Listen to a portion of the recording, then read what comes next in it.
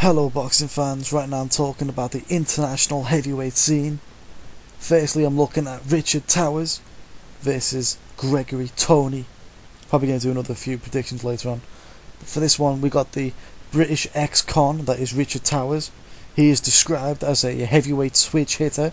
He's from the Ingle Gym, from the Steel City of Sheffield. He is 32 years old, having spent a long time, probably most of his 20s in jail. He has a record of 13 wins, 10 by way of knockout, all against lower forms of opposition in my opinion. While when you look at the opponent, Gregory Tony, he is a doorman from Saint Raphael in France. He is a former kickboxer and he is the current or former French heavyweight champion.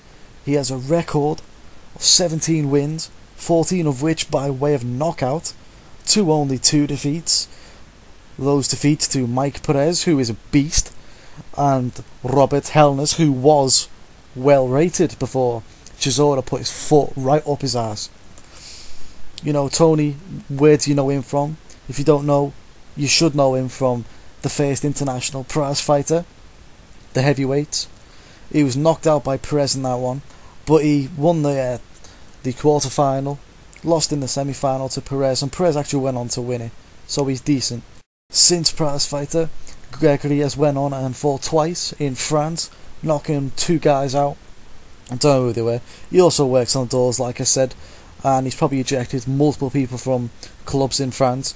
Don't know if that has anything to do with boxing though.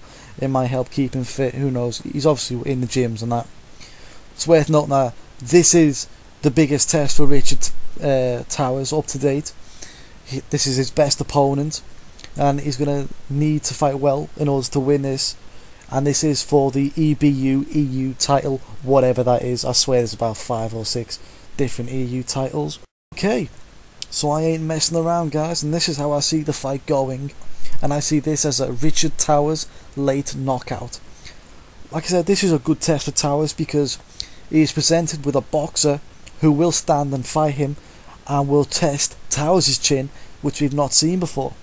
Towers is slightly bigger than Gregory Tony, whatever you want to call him. We'll call him Tony from now on. You see, and I want to see how the switch hitting style works in the heavyweight division, as I've never seen anyone use it above 160 pounds, you know, middleweight, in Ryan Rhodes, who's also fighting on the same card, may I add. I'm expecting Towers, you know, to control the pace in this fight. He does move very well for such a big guy. You don't really see big guys move well, and that doesn't really, you know, look at Tyson Fury, he doesn't move very well for a big guy.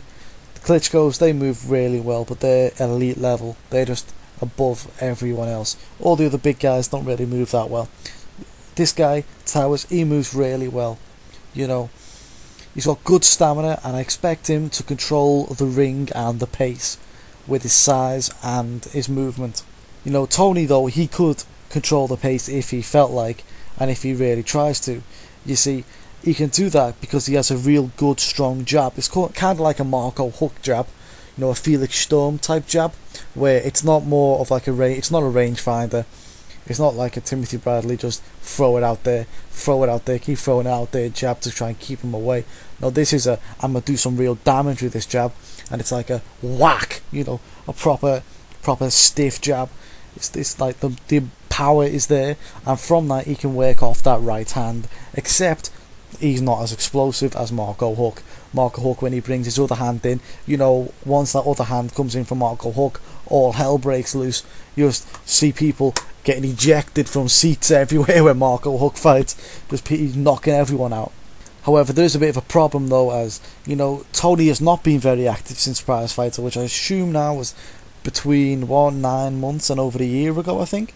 So that's going to be a problem for his stamina, and also he's not got the sharpest physique, especially when you compare that to Richard Towers, who is built like a brick shithouse. He's just massive, muscular physique, you know.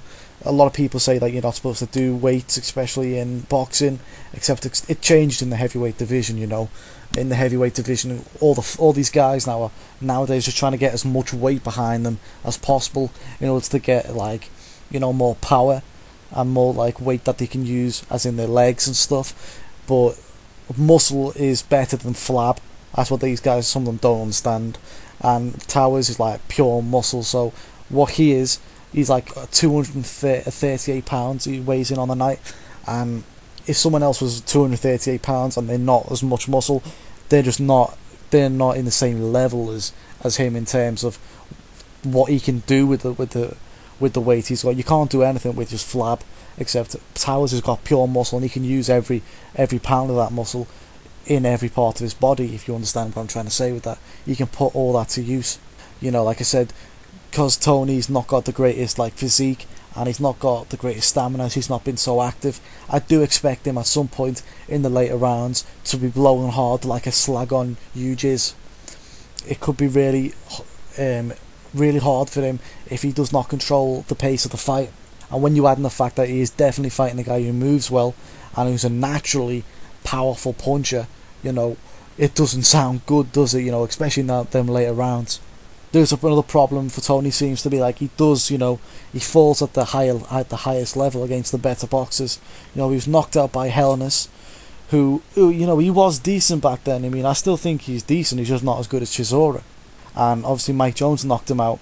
Pretty much Mike Jones made him quit. He had a bit of Mike Jones, he was like that afterwards.